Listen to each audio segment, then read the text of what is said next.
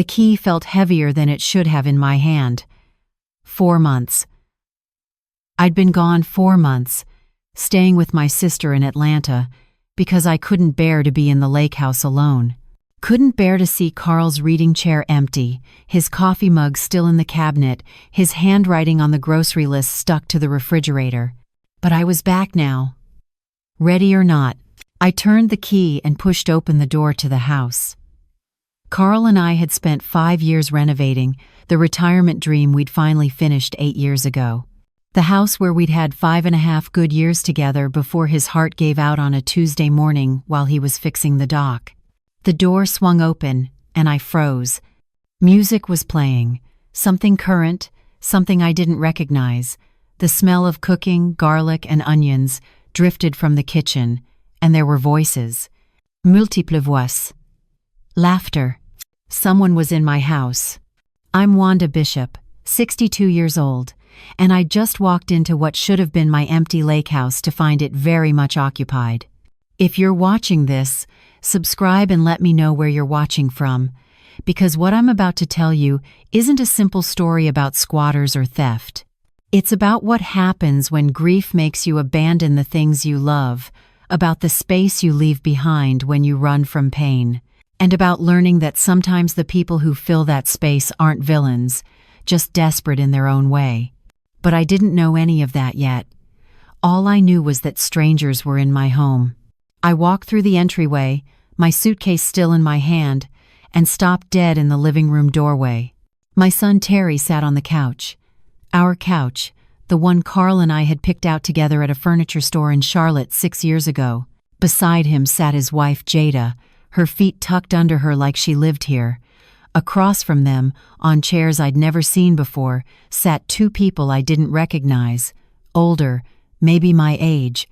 The woman had Jada's eyes. "Mom?" Terry stood up, his face going pale.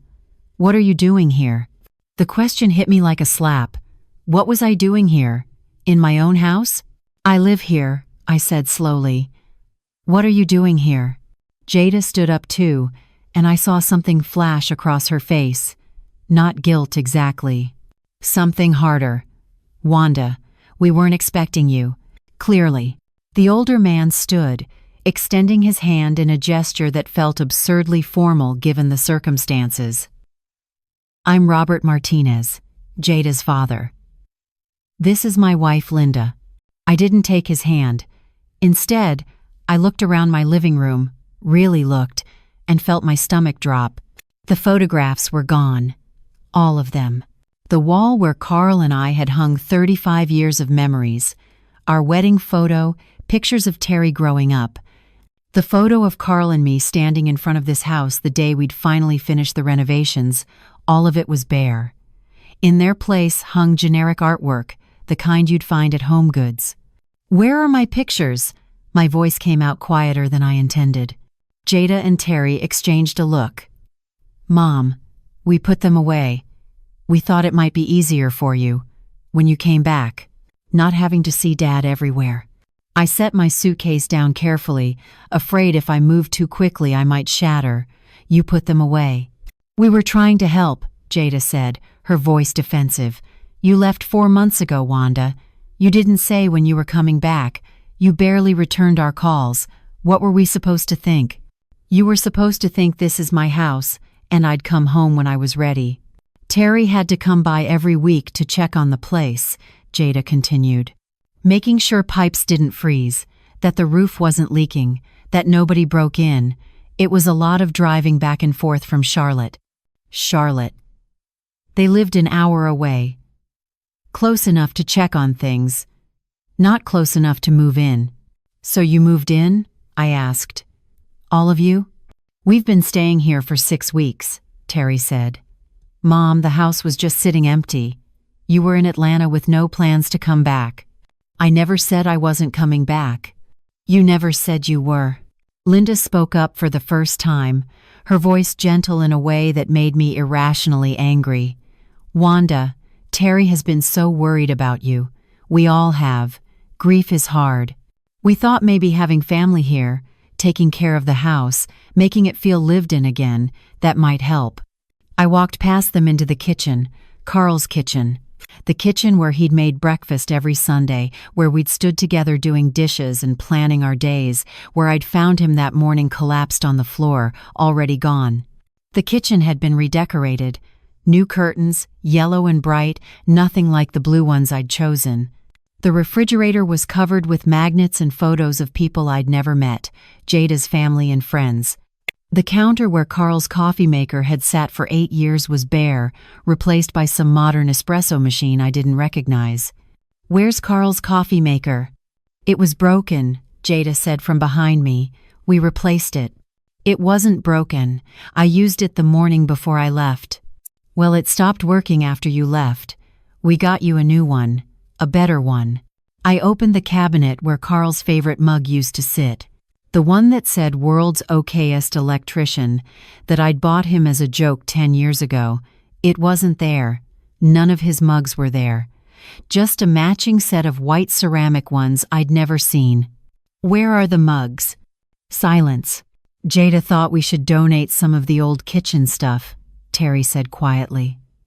The cabinets were crowded and a lot of it was chipped or outdated. Outdated. I turned around to face them. "You donated my husband's things because they were outdated." "Wanda, I know this is hard," Jada started, but I held up my hand. Don't tell me you know how this is. You've been married to my son for 4 years. I was married to Carl for 35. Every item in this house, every dish, every piece of furniture, every photograph has a memory attached to it, and you donated his mugs because they were outdated." Robert stepped forward. "Now hold on. I think everyone needs to take a breath here. Jada and Terry have been taking care of this property for months while you were dealing with your grief. They've been paying the utilities, maintaining the place, making improvements." "Improvements?" I walked back into the living room, really looked at it this time. The couch was in a different position, facing away from the window that overlooked the lake. The window where Carl and I used to sit every evening, watching the sunset together. The rug we'd bought at a craft fair in Asheville was gone, replaced by something modern and geometric. Even the smell was wrong. Some artificial vanilla scent instead of the cedar and lake air that had always defined this place. I walked to the mantel above the fireplace where Carl had proposed to me 37 years ago, when this house was just a rundown cabin we'd toured on a whim. The mantel where we'd always kept our wedding photo, his parents' wedding photo, the family Bible his grandmother had given us. All of it was gone. In its place sat a flat-screen TV and a row of candles that had never been lit. "Where are the things that were on this mantel?" "In storage," Terry said. "In the basement. We didn't throw anything away, Mom. We just thought the house needed to feel less like a museum." A museum. They'd turned my home, the place Carl and I had built together, into a museum of grief that needed to be emptied out and modernized. I walked to the sliding glass door that led to the deck. Carl had built that deck himself over one summer, measuring every board, making sure it was perfect. Through the glass, I could see new patio furniture I didn't recognize, a grill that wasn't ours, and potted plants positioned where Carl's workshop used to be. "Where's Carl's workshop? The one that was on the corner of the deck?" More silence. "We moved it to the shed," Jada said finally. "It was taking up the whole deck. We wanted to make the space more usable for entertaining." Entertaining? In the 4 months I'd been gone, they'd moved into my house, donated my husband's belongings, redecorated every room, and turned his workspace into an entertainment area. "Get out," I said quietly. "What?" Terry looked genuinely shocked. "Get out of my house. All of you." Robert laughed. Actually laughed. "Wanda, I think you're overreacting. These kids have been taking care of your property. You can't just throw them out because you don't like the decorating choices. It's not about decorating. It's about you living in my house without permission." "Terry has a key," Linda said, her voice still maddeningly gentle. "He's your son." He was worried about the place sitting empty. Having a key for emergencies isn't the same as moving your entire family in. Jada stepped forward, and I saw her jaw set in that stubborn way I'd noticed over the past 4 years. You left, Wanda. You packed a suitcase and drove to Atlanta, and you didn't come back. For 4 months. Terry called you every week, and you barely talked to him. You didn't ask about the house. You didn't give us any timeline for when you'd return. What were we supposed to do? Not move into my house. It was sitting here empty. Do you know what happens to houses that sit empty for months? Pipes can freeze, roofs can leak, animals can get in. Terry was driving up here every single weekend from Charlotte, spending his Saturdays making sure everything was okay. We were helping you. By throwing away my husband's things? We put them in storage, Terry said, his voice strained. We didn't throw anything away. Well, except the stuff that was actually broken or worn out. Carl's coffee maker wasn't broken. It was leaking all over the counter, Mom. I tried to fix it 3 times. Finally, I had to replace it or risk water damage. I wanted to believe that was a lie, but Terry had been an honest kid. He'd grown into an honest man. If he said the coffee maker was broken, it probably was, but that didn't explain everything else. The photographs, the wedding photos, our family pictures. Why did you take those down? Terry looked at the floor. Mom, every time I came here to check on things, I'd see those pictures, and I'd think about Dad, and I'd barely be able to breathe. This whole house is like a shrine to him. Every room has his stuff, his presence, his memory. I couldn't handle it. So you erased him. No, Jada said firmly. We made space. There's a difference. Space for what? For you to play house in my home? Space to breathe, Jada shot back. Space to exist without feeling like we're violating some sacred memorial. Wanda, I know you loved Carl. I know you miss him, but you turned this place into a mausoleum. You left everything exactly as it was the day he died. His reading glasses are still on the side table. His jacket is still hanging by the door. His toothbrush is still in the bathroom. My throat tightened. Those things are mine to keep. But they're not yours to force on everyone else. Terry comes here and he falls apart every single time. Because nothing has changed. Because you won't let anything change.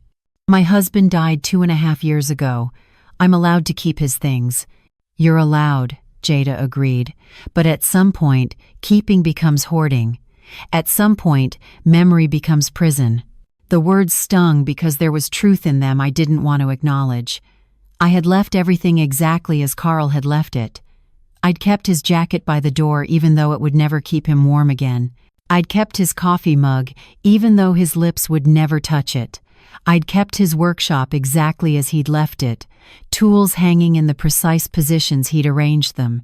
But that was my right, my grief, my choice. This is my house, I said, forcing my voice to stay steady.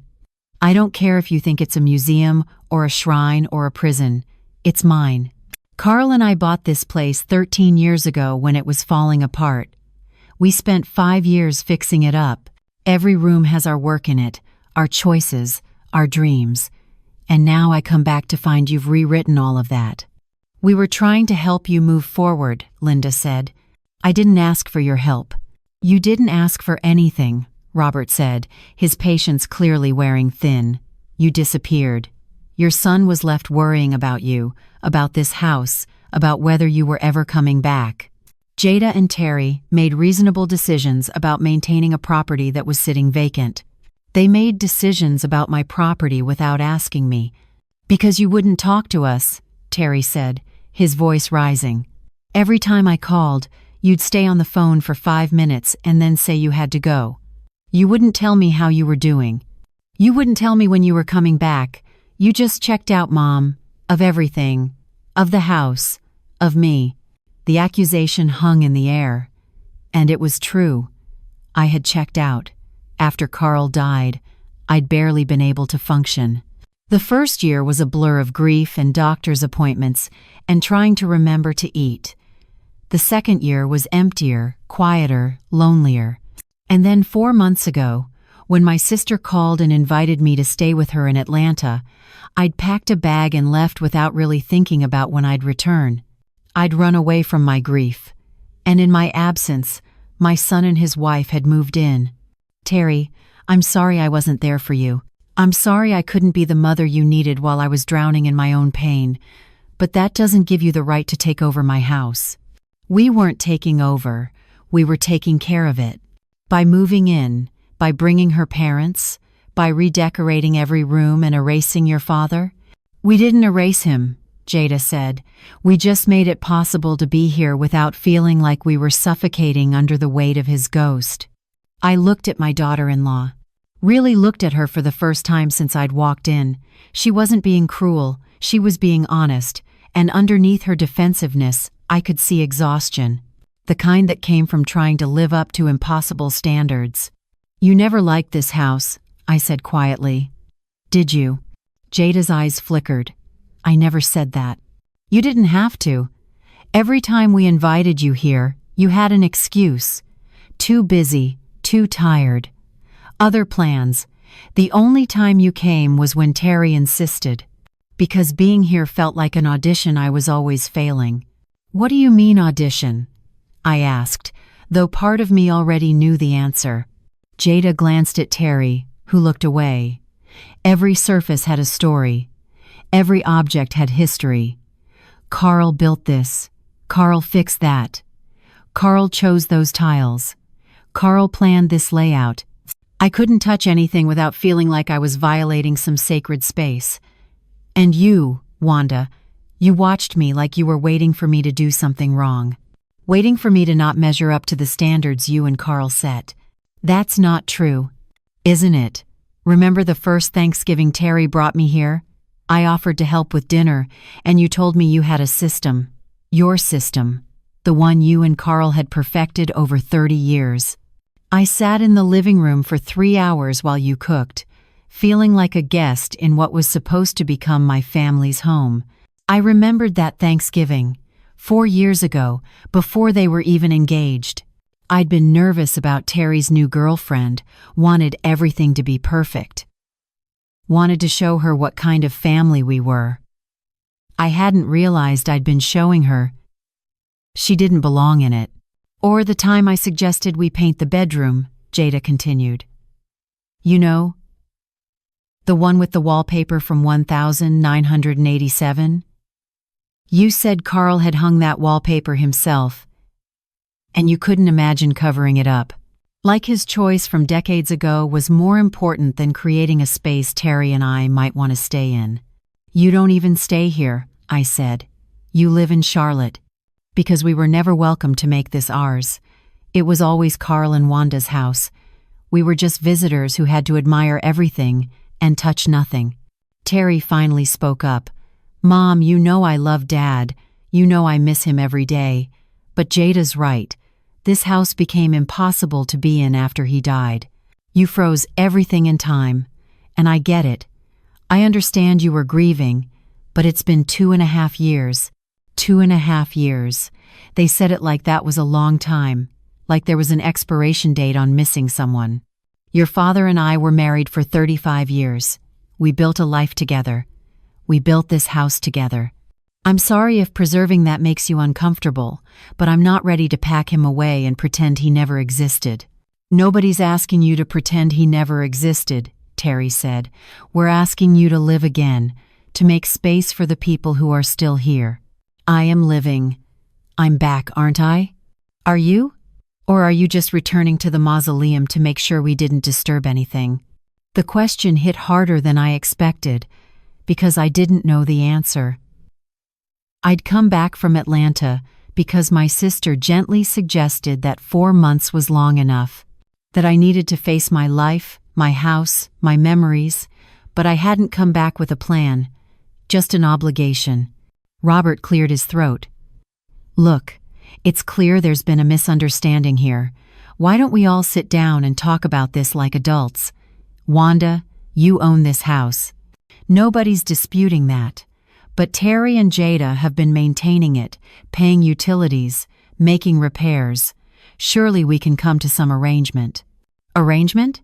This isn't a business negotiation. This is my home.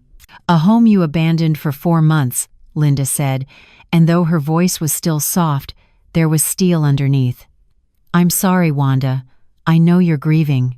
But from where we're sitting, you left this place to rot while Terry killed himself trying to keep it together.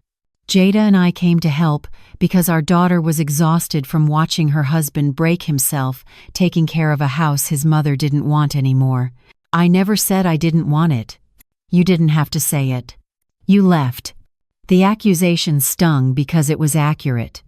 I had left. Not just the house. I'd left Terry to deal with his own grief while managing mine. Left him to worry about frozen pipes and roof leaks and whether his mother was ever coming back. I'd been so consumed by my own loss that I hadn't considered his. But that still didn't give them the right to move in and erase Carl. How much? I asked. How much what? Terry looked confused. How much have you spent on utilities and maintenance in the 4 months I was gone? Terry and Jada exchanged glances. Maybe $1,800, utilities, some repairs, landscaping. I'll write you a check, and then I want you out. Mom, it's not about the money. Then what's it about? Because from where I'm standing, you've moved into my house without permission, redecorated it without asking, and thrown away or stored everything that reminds you of your father. What am I missing? You're missing that we did this because we love you, Terry said, his voice breaking.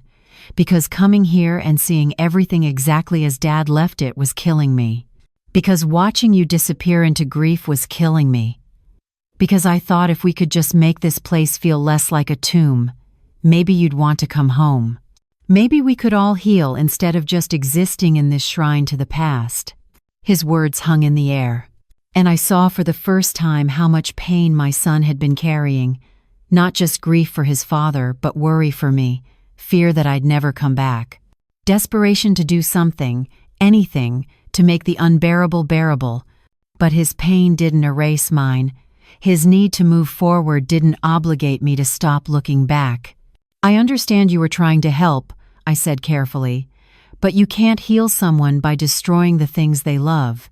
You can't make me move forward by erasing the man I'm not ready to let go of. We weren't trying to erase Dad. We were trying to make room for life to happen again. In my house, without my permission, while I was gone. The circular argument was going nowhere. We were all hurt, all defensive, all convinced of our own righteousness. Robert stood up, clearly deciding to take charge of the situation. All right, I think we need to approach this logically. Wanda, you own the house. That's not in dispute. But Terry has been acting as caretaker for 4 months. He's been paying utilities, maintaining the property, making necessary repairs. In some jurisdictions, that could establish certain rights. Rights? I stared at him. Are you seriously suggesting my son has squatter's rights in my house? I'm suggesting this isn't as simple as you kicking everyone out. There are practical considerations, legal considerations. The only legal consideration is whose name is on the deed. Mine. Mine and Carl's. We bought this place in 2012. We paid off the mortgage 3 years ago. This house is mine free and clear. And we're not trying to take that from you, Jada said. But we've been living here for 6 weeks. We've made this our home. We can't just pack up and leave in an hour. Why not? You moved in without asking. You can move out the same way. Terry rubbed his face with both hands, looking exhausted. Mom, can we please just talk about this? Really talk? Without everyone getting defensive?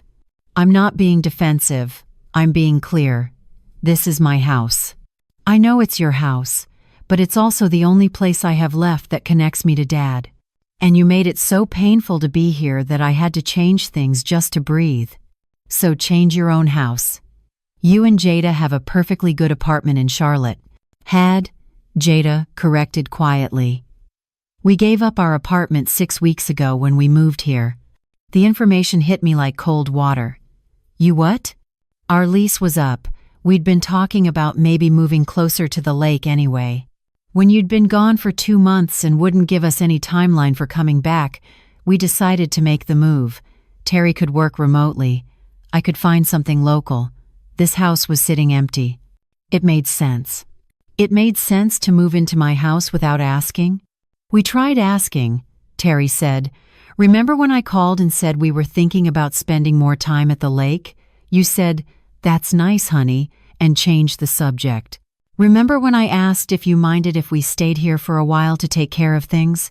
You said, "Do whatever you need to do." I did remember those conversations, vaguely. I'd been distracted, half listening while my sister made dinner in the background. I hadn't realized Terry was asking for permission. I thought he was just making conversation.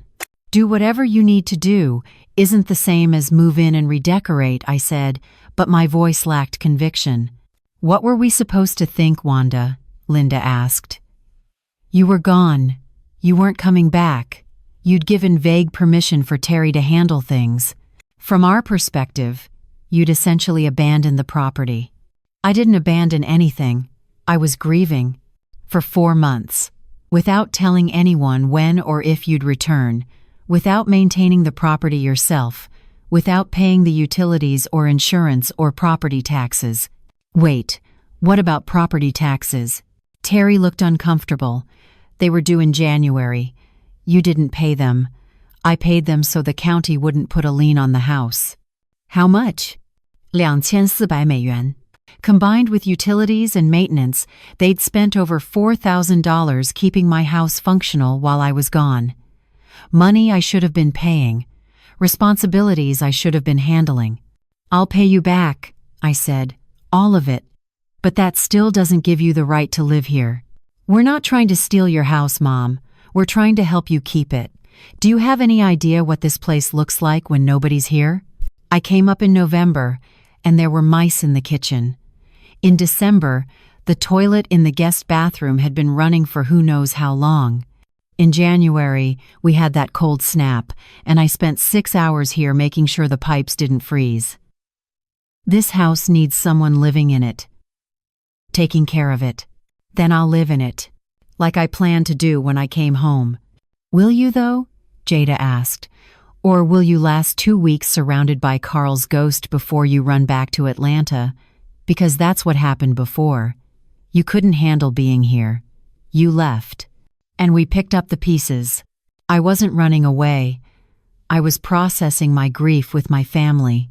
For 4 months. Without a plan to come back.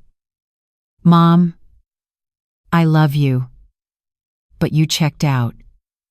Of this house. Of your responsibilities. Of your life. And now you're angry that we tried to keep things from falling apart while you were gone. The words hurt because they were partially true. I had checked out.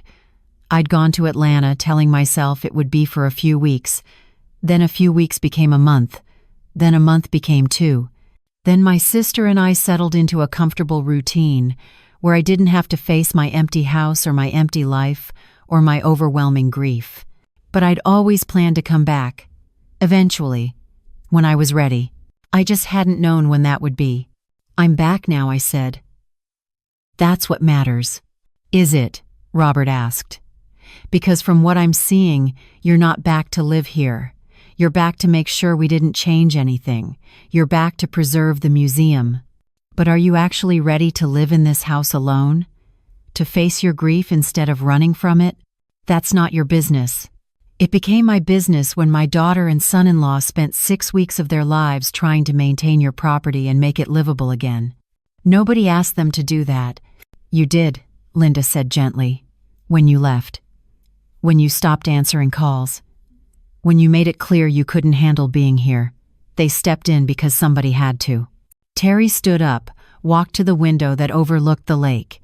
Dad and I used to fish off that dock every Sunday morning. Do you remember? We'd get up before sunrise, make terrible instant coffee, and sit out there until noon sometimes. Not even talking. Just being together. I remember.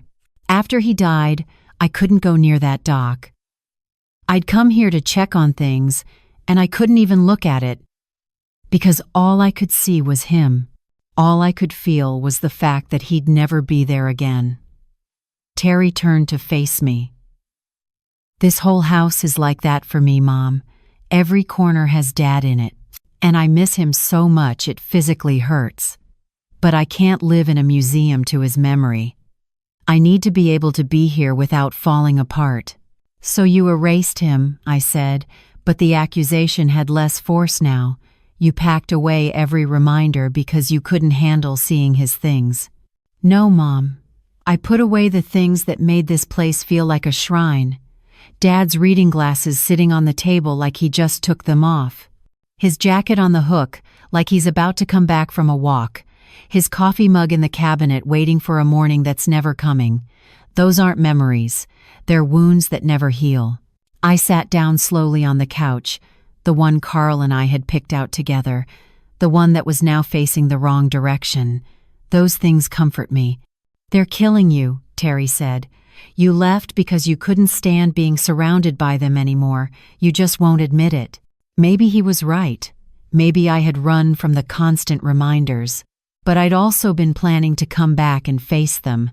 Eventually. Jada sat down in the chair across from me. Wanda, can I tell you something? About the first time Terry brought me here to meet you and Carl? I nodded, not trusting my voice. It was 3 months after we started dating. Terry was so nervous. He kept saying, "My parents are great. You'll love them, but don't touch anything in the house." I thought he was joking. He wasn't. I never said that, Terry protested weakly. Not in those words. But you gave me a 20-minute speech about how everything had a story, how your mom kept the house exactly as she and Carl designed it, how they'd spent 5 years renovating and every choice was intentional and meaningful. Because it was. I know, and that's beautiful, but it was also intimidating as hell. I walked into this house feeling like I was entering a museum where I wasn't allowed to touch the exhibits. Carl was wonderful to me that day. He made jokes. He asked about my work. He made me feel welcome.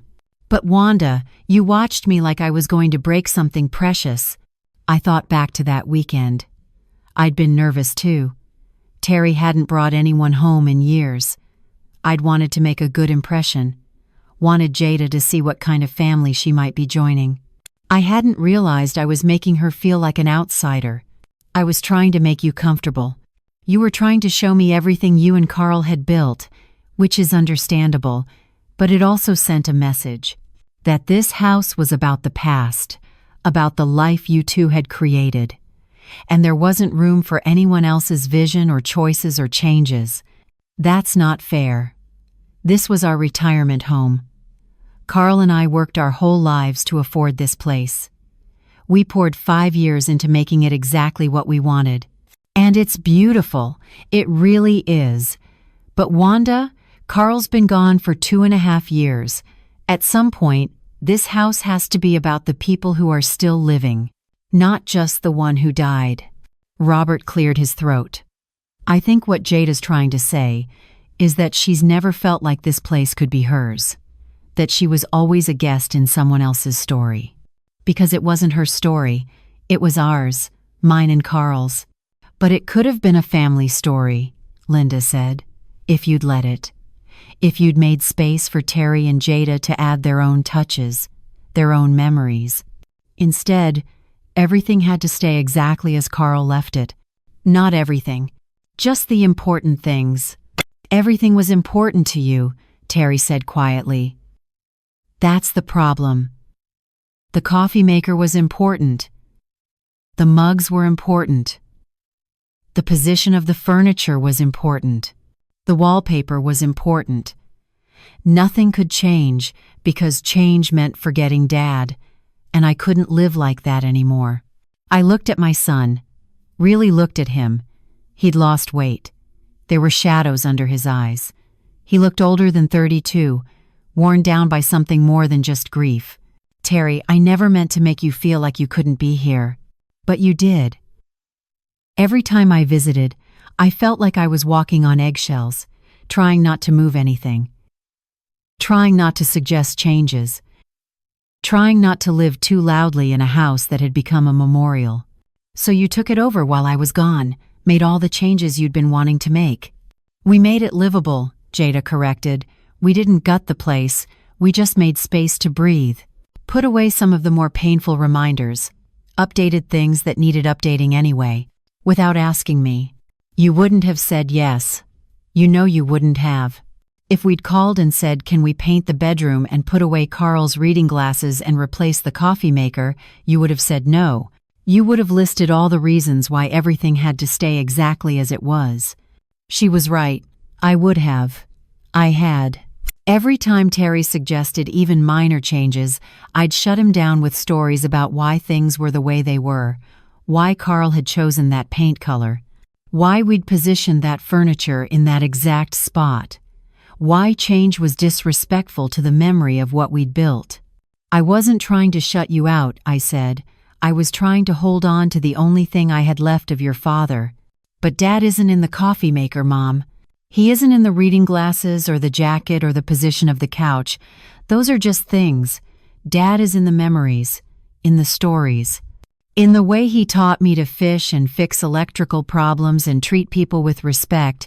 You don't need a museum to keep that alive. But I need something, some way to feel like he's still here. He is still here? Terry said, his voice thick with emotion. He's in me. But you've been so focused on the objects, the physical reminders, that you can't see that. You kept his ghost so close that you couldn't see his living legacy standing right in front of you. The words broke something open in my chest. Because he was right. I'd been so desperate to preserve Carl's physical presence that I'd neglected his actual son. The person who carried Carl's genetics, his mannerisms, his laugh, his kindness. I'd been clinging to objects while pushing away the person who mattered most. I'm sorry, I said, my voice cracking. I'm so sorry, Terry. I didn't mean to make you feel like you didn't matter, like you weren't enough. I know you didn't mean to. But impact matters more than intent. We sat in silence for a moment. The air felt heavy with things said and unsaid, with pain acknowledged but not yet healed. Finally, Jada spoke. So what do we do now? Now? I looked around the living room that no longer looked like mine. I don't know. Can we stay? Jada asked. At least for tonight? Figure this out in the morning when everyone's calmer? Every instinct screamed at me to say no, to demand they leave immediately, to reclaim my space and start putting everything back the way it was. But Terry's exhausted face stopped me. And my own exhaustion, the bone-deep weariness of 4 months of running from grief, made me pause. Tonight, I said, but we need to talk, really talk, about what happens next. Robert and Linda exchanged relieved glances. That's reasonable, Robert said. We appreciate your flexibility. I didn't feel flexible. I felt cornered. But I also felt something else. A nagging awareness that maybe, just maybe, I wasn't entirely right in this situation. Where have you been sleeping? I asked. Your bedroom, Terry said quietly. Jada's parents are in the guest room. My bedroom. The room Carl and I had shared for 8 years, where I'd woken up next to him every morning. Where he died in his sleep one night 6 months before his heart attack, so peacefully I hadn't noticed until I woke up. No, that wasn't right. The heart attack had been first. I was mixing up the timeline, the way grief scrambled everything. I'll take the couch, I said. Mom, you can have your room back. We'll figure something out. The couch is fine for one night. After they went to their respective rooms, I sat alone in the transformed living room. The house settled around me with unfamiliar sounds. The new refrigerator hummed differently than the old one. The absence of Carl's workshop on the deck changed how the wind hit the windows. Even the silence felt wrong. I pulled out my phone and called my sister. Wanda? You okay? How's the house? Occupied, I said. Terry and Jada and her parents have been living here for 6 weeks. Denise was quiet for a moment. Did you know they were staying there? Terry mentioned something about spending more time at the lake. I didn't realize he meant moving in permanently. What are you going to do? I don't know. They've changed everything, Denise. Carl's things are packed away. They redecorated. They donated his coffee maker and his mugs. It doesn't even smell like our house anymore. But it's still your house. Legally, yes. But they've been paying utilities. They paid the property taxes I forgot about. Terry's been driving up every weekend for months taking care of things while I was hiding at your place. You weren't hiding. You were grieving. What's the difference? Denise sighed. I don't know, honey. Maybe there isn't one. But you can't run from it forever. At some point, you have to face your life. That's what Terry said. That I checked out. That they picked up the pieces while I was gone. Did they say it mean, or did they say it true? I thought about Terry's face, the exhaustion, the grief he was carrying not just for his father but for his mother who disappeared into her own pain. True, they said it true. Then maybe you need to listen. I love you, Wanda. You're my sister and I'd do anything for you. But these past 4 months, I've watched you exist but not live. You went through the motions, you were present but not there, and I was starting to worry you'd never come back. I came back. Did you? Or did you just return to the house because you felt obligated? The question hung in the air. I didn't have an answer. After we hung up, I walked through the house slowly, really looking at what Terry and Jada had done. The changes weren't as drastic as I'd first thought. They'd updated the curtains but kept the same color scheme. They'd rearranged furniture but not replaced it all. They'd put away Carl's immediate personal items but not erased him entirely. In the kitchen, I opened the cabinet where they'd stored some of the items they'd removed from display. Carl's mugs were there, carefully wrapped in newspaper, his reading glasses, the family Bible from the mantel. Nothing had been thrown away, just moved, made less visible. I picked up Carl's favorite mug, the world's okayest electrician one, ran my finger over the lettering. It was just a mug. A ceramic object with a joke printed on it. Carl wasn't in this mug. Terry was right about that, but holding it made me feel close to him. Made me remember Sunday mornings when he'd shuffle into the kitchen half awake and pour his coffee into this exact mug. Made me remember the way he'd wrap his hands around it and close his eyes on the first sip like it was the best thing he'd ever tasted, even though we bought the cheapest grocery store brand. Was that wrong?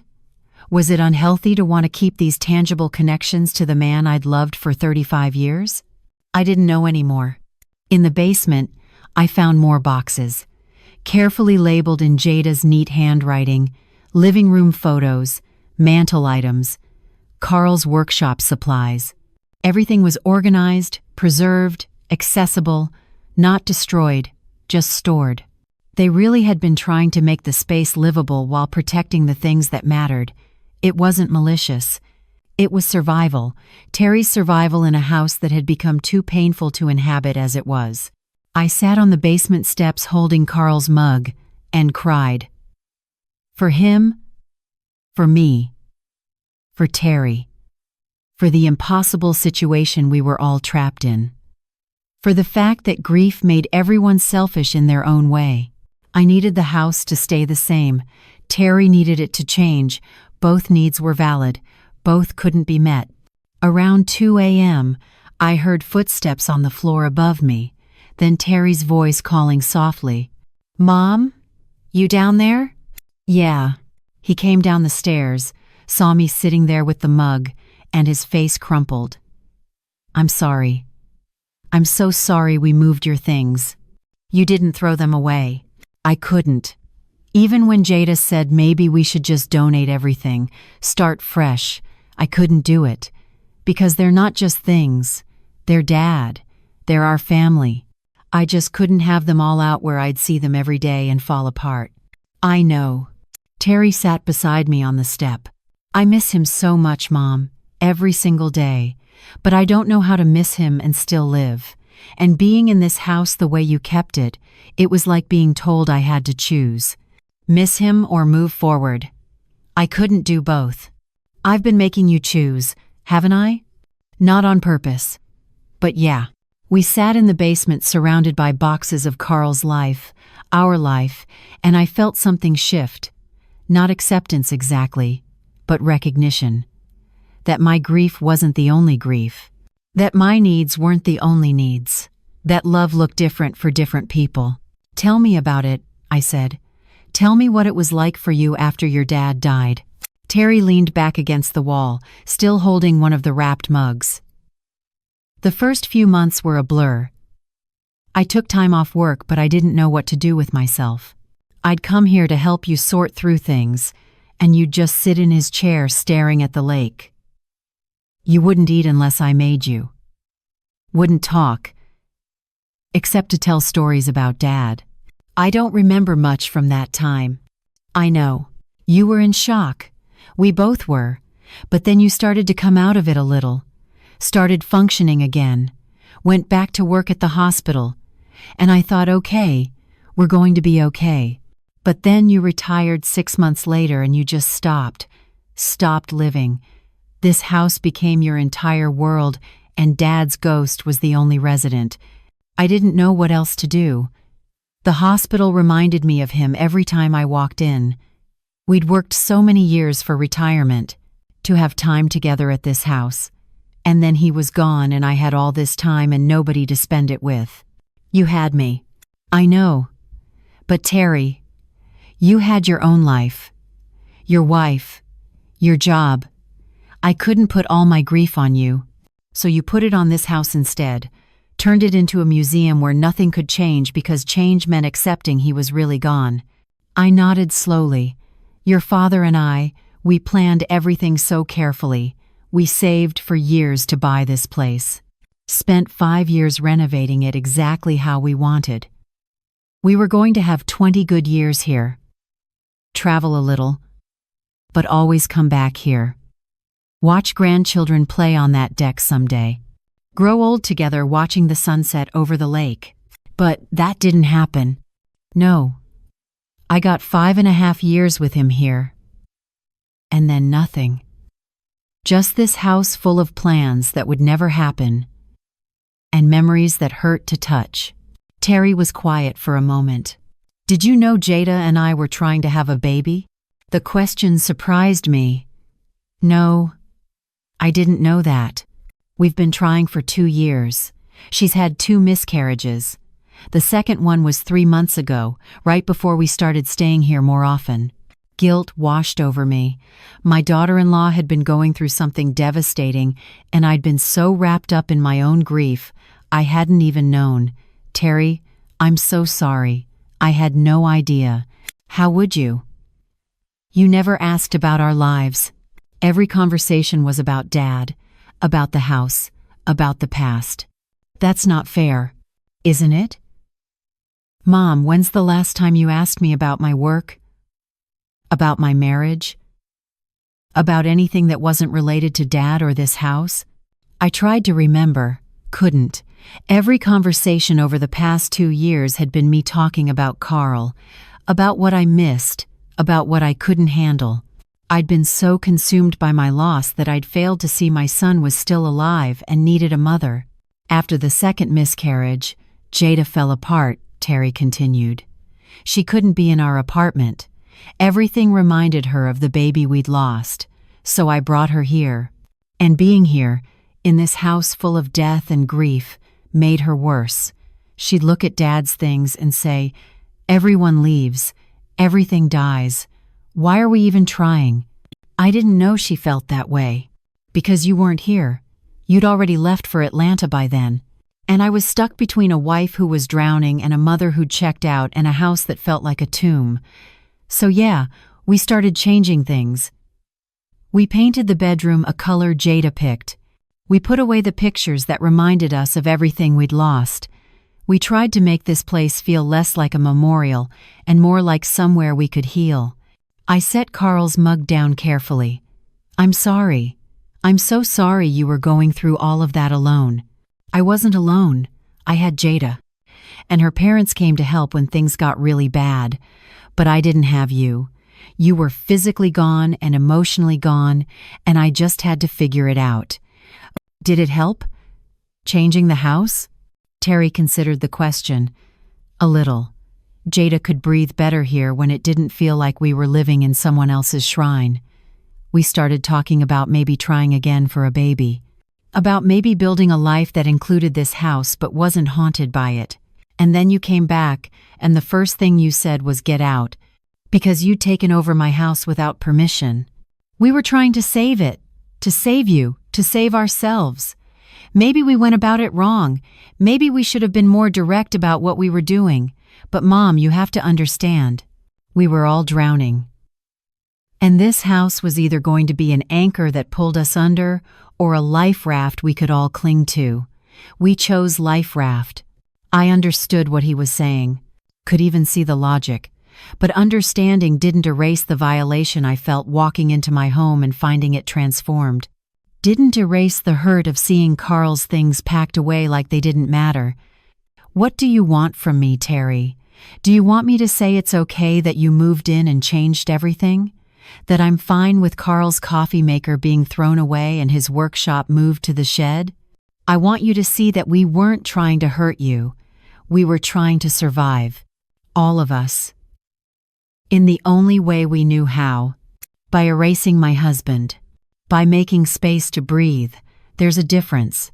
We sat in the basement for a long time, the silence heavy with hurt on all sides. Finally, Terry stood up. Mom, I love you. And I love Dad. But we can't keep living like this. You can't keep living like this. Frozen in time, refusing to let anything change, because change means loss. So what do you suggest? I suggest we figure out a compromise. Some of Dad's things come back out. Some stay stored. Some rooms stay the same. Some get updated. You live here because it's your house. But Jada and I can visit without feeling like we're violating a sacred space. We all learn to hold grief and life at the same time instead of choosing one or the other. And if I can't do that? Terry's face was sad but resolute. Then I guess you'll have your house exactly as you want it, and you'll have it alone. He went back upstairs, leaving me in the basement with Carl's carefully stored belongings, and I realized that Terry was giving me a choice. The house as a museum to the past, or the house as a bridge to the future. I could keep everything exactly as Carl left it, but if I did, I'd lose my son. The question was whether I was ready to let go enough to hold on. I didn't sleep that night. I lay on the couch in my transformed living room, staring at the ceiling, trying to figure out what was fair, what was right, what I could live with. By morning, I'd made a decision. It wasn't the one I wanted to make, but it was the only one that didn't end with me completely alone. I found everyone in the kitchen. Jada was making coffee with the new espresso machine. Linda was scrambling eggs. Robert was reading something on his phone. Terry stood by the window, looking out at the lake where he and Carl used to fish. We need to talk, I said. They all turned to look at me, wary, waiting. Terry, Jada, I understand you gave up your apartment, that you've been paying utilities and taxes and maintaining this place. I understand you made changes because being here was painful. I even understand why you did it without asking me. Because I wasn't here, physically or emotionally. Mom. Terry started, but I held up my hand. Let me finish. I also need you to understand something. This house isn't just a house to me. It's the last thing I have of the life your father and I built. Every room, every choice, every object represents a decision we made together, a memory we created, and yes, I turned it into a shrine. I kept things exactly as he left them, because changing them felt like losing him all over again. Jada set down the coffee pot. We understand that, Wanda. We really do. But you can't live here permanently, I continued. This is my house, Carl's and mine. I'm not ready to share it full time. I'm not ready to watch you make it yours when I'm still trying to figure out how to live in it without him. Terry's face fell. So you want us to leave? I want us to figure out an arrangement that works for everyone. You need time to find a new place. I need time to adjust to being back. So here's what I'm proposing. You can stay for 2 months. That gives you time to save for a deposit, find an apartment, make a plan. In exchange, you help me sort through Carl's things. We decide together what stays out, what gets stored, what gets donated. We find a compromise between the shrine I created and the blank slate you wanted. Robert spoke up. That seems reasonable. But there are conditions, I said. The bedroom is mine, starting tonight. You can take the guest room or the pull-out couch in the study. Carl's workshop comes back to the deck. His photographs go back on the walls. Not all of them, but some, the ones that matter most to me. Okay, Terry said quietly. We can do that. And Jada, I need you to understand something. I'm sorry I made you feel like an outsider here. I'm sorry I held Carl's memory so close that there wasn't room for you to make this place yours. But I also need you to understand that I'm not ready to let go of him completely. I'm not ready to pack away everything that reminds me of 35 years of marriage. Jada nodded, her eyes glistening. I can respect that. I'm sorry we went too far. I'm sorry we didn't ask before we changed things. We were just trying to make it bearable. I know, and I'm sorry I wasn't here to make it bearable myself. Linda wiped her eyes with a dish towel. Wanda, Robert, and I can leave today. We only came to help Jada and Terry settle in. We never meant to intrude. You can stay through the weekend if you want. But yes, I'd like my house back. Gradually. With Terry and Jada's help. Over the next 2 months, we worked out a fragile peace. Terry and Jada stayed in the guest room. They helped me bring Carl's workshop back from the shed, piece by piece. We hung photographs back on the walls, choosing together which ones would stay and which could be stored. We painted the bedroom back to the color Carl and I had chosen, but Jada picked new curtains that made the room feel less frozen in time. It wasn't easy. There were arguments. There were days when I'd find something else of Carl's had been moved or changed, and I'd feel that spike of anger and violation all over again. There were days when Terry would look at me with such exhaustion that I knew I was being difficult, unreasonable, stuck in my grief. But we were trying. All of us. Jada opened up to me one afternoon while we were sorting through kitchen items. My mother died when I was 15. Cancer, and my father remarried within a year. He packed away every picture of my mom, every reminder of her, because his new wife couldn't handle the competition. I went from having a mother to having a ghost nobody was allowed to mention. I didn't know that. When I met Terry and saw how much he loved his parents, how close your family was, I wanted that so badly. But then Carl died and you turned this house into exactly what my father's house became, a place where grief was more important than the living, where the dead person's preferences mattered more than anyone who was still here, and I couldn't do it again.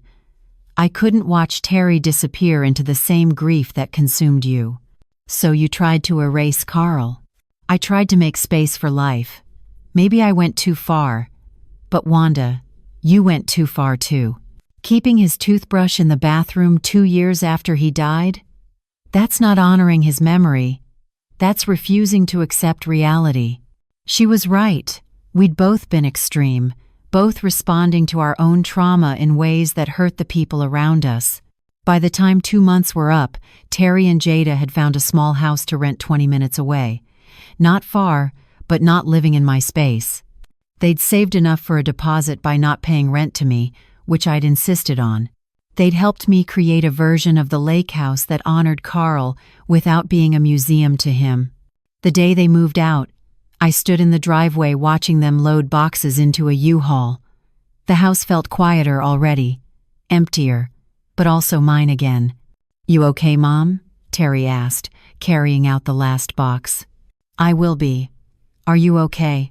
"I think so. It's good to have our own place, but I'm glad we had these 2 months.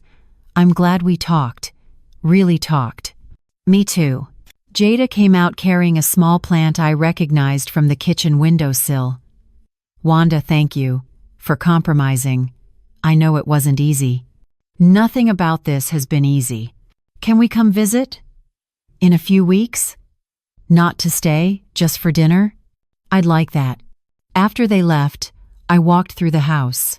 It was different now than it had been when I'd arrived 4 months ago, different than it had been when I'd left for Atlanta, different than it had been when Carl was alive. Some of his pictures were back on the walls, some were stored.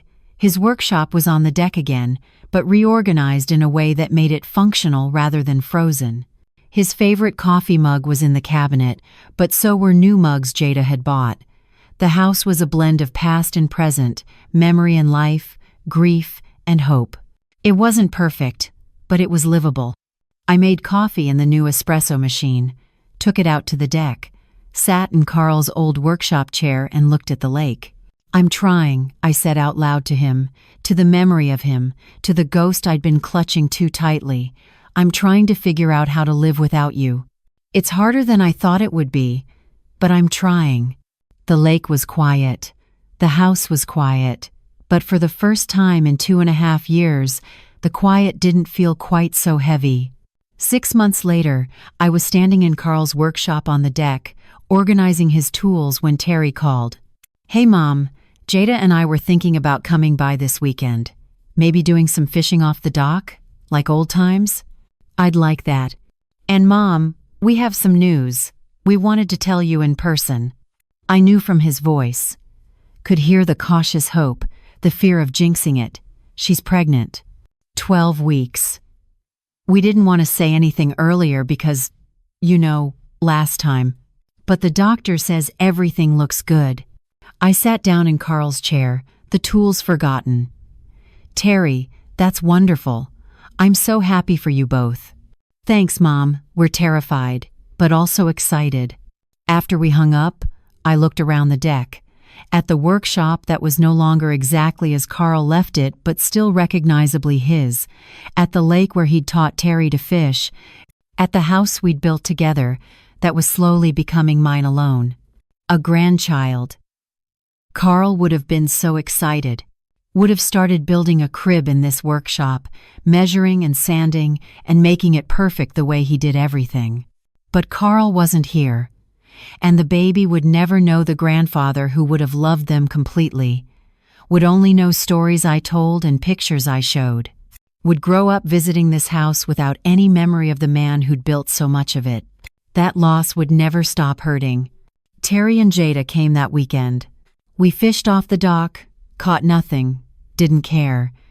Jada looked tired but happy, her hand resting unconsciously on her still flat stomach. Terry looked younger than he had in months, the weight of divided loyalties finally lifted. "Have you thought about names?" I asked over dinner.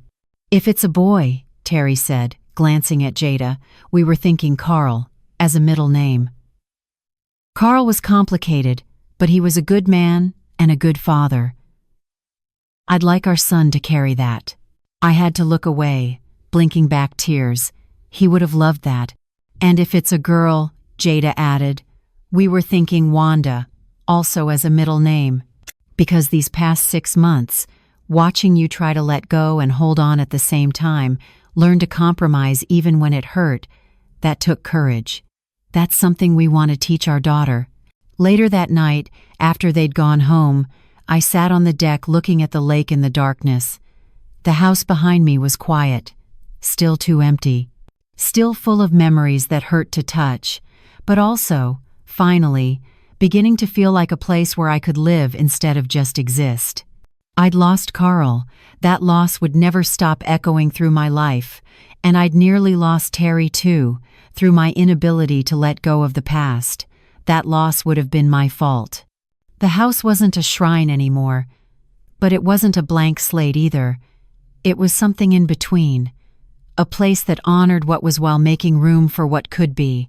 Terry's baby would visit this house, would play on this deck, would hear stories about the grandfather they never met. And maybe, eventually, I'd be able to tell those stories without feeling like I was drowning in grief. I wasn't there yet, might never fully get there, but I was closer than I'd been the day I walked through that door and found my house occupied by people I'd abandoned in my grief. The water lapped against the dock. The trees rustled in the wind. The house settled around me with its blend of old memories and new compromises. And I sat there, holding Carl's memory and my own life at the same time, learning that sometimes love means letting go enough to hold on to what matters most. It wasn't the life I'd planned, wasn't the retirement Carl and I had dreamed of, but it was the life I had. And maybe, finally, that was enough. That is Wanda Bishop's story. Now I want to hear from you. Where are you watching this from? What city? What country? Drop it in the comments below. I love seeing our global community come together over these powerful stories about grief, family boundaries, and the impossible balance between honoring the past and living in the present. Hit that like button if this story made you feel something. Share it if you know someone who's turned their home into a shrine to someone they lost. Someone whose adult children are trying to help but being pushed away. Someone who's learning that holding on too tight means losing everything, including the people who are still here. And subscribe for more raw, real stories about complicated grief, the cost of refusing to let go, the space between honoring memory and living life, and what happens when everyone in the family is hurting in different ways and nobody knows how to bridge the gap without someone losing something precious. Thanks for watching. Sometimes the people living in your house aren't invaders, just desperate survivors of your absence. Sometimes protecting the past means destroying the present. Sometimes grief makes everyone selfish in their own way. And sometimes the hardest thing you'll ever do is learn to hold memory and life at the same time, honoring what was while making space for what could be. See you in the next video.